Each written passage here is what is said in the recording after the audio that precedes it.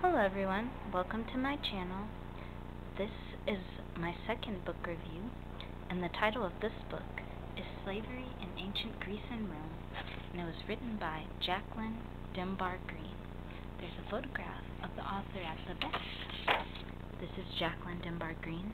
She's traveled all over the world, taking photographs and recording her experiences, basically traveling all over the world.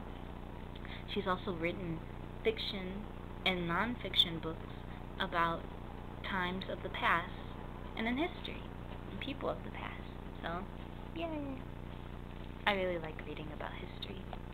I came upon this book accidentally when I was looking for a book on Peru, and the title caught my eye because I'm always studying about the enslavement of people of African descent. It's like one of the subjects that really gets to me. Like, I really like studying about that and lynching.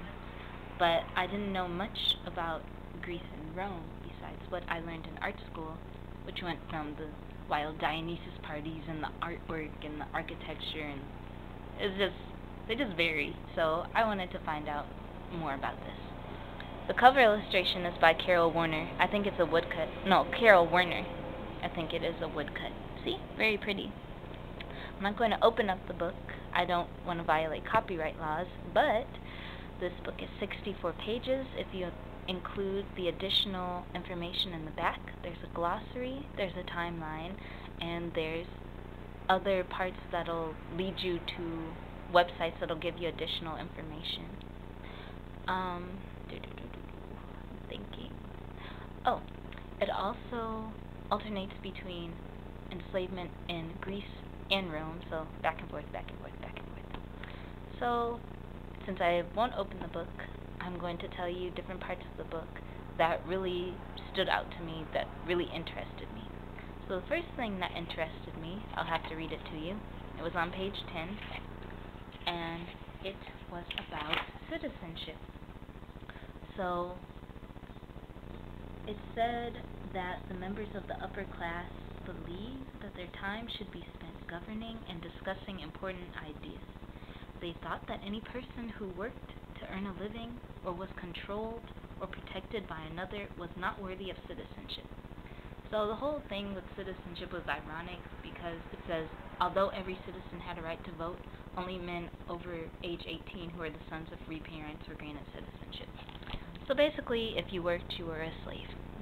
Which I thought was like, that's funny because it's exactly what I was thinking earlier that day, having trouble at my job.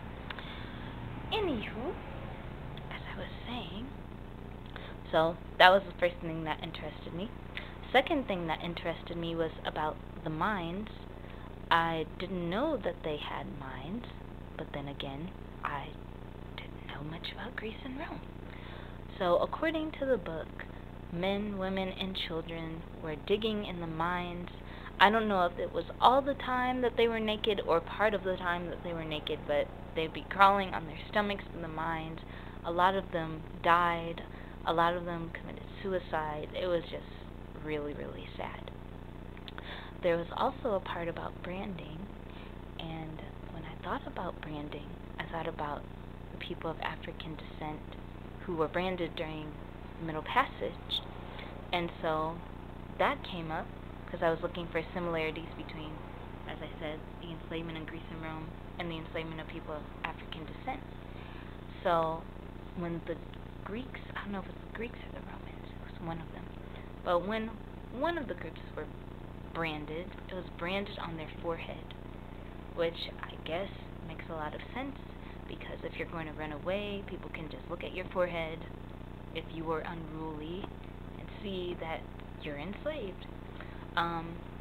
The treatment ranged from indentured servitude, so some people who were enslaved bought their freedom, others got married to their enslavers, others were just treated just really, really horribly.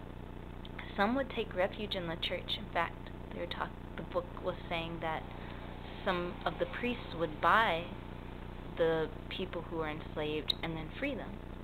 Others would be given away in somebody's will.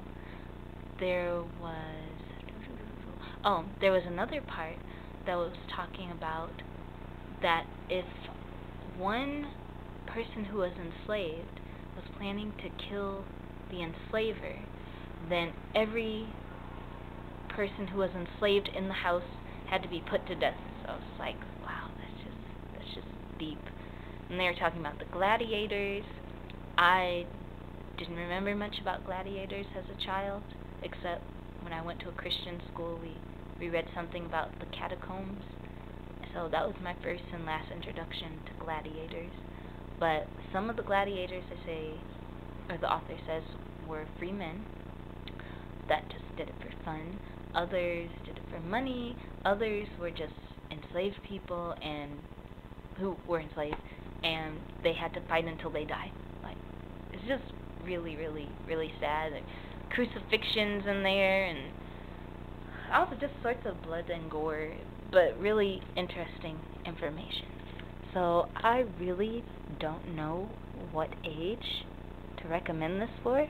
Some parents will show this book to their children as a textbook because they don't want to hide history.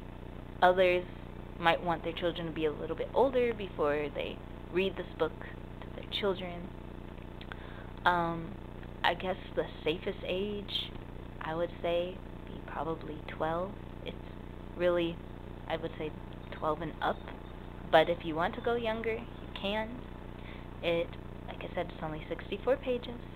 A lot of information in this book. The author has done her research. I would supplement it with other books about Greece and Rome, so the child can get this whole well-rounded perspective of Greece and Rome. So they could basically fit this in with everything else. So, good book. I really liked it.